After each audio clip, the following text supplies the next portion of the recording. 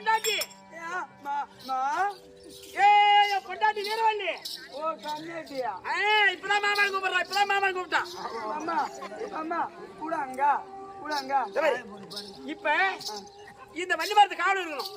காவல் இருக்கணும்னாக்கா நாம தூங்காத இருக்கிறதுக்கு நாம இன்னைக்கு கல்லு சாராயம் நாம மது நீ குடிக்காத. நான் குட்டி தான் தருவேன். குடுப்பாடு நான் குட்டி தான் குடுப்பாடு வச்சிருக்கேன்.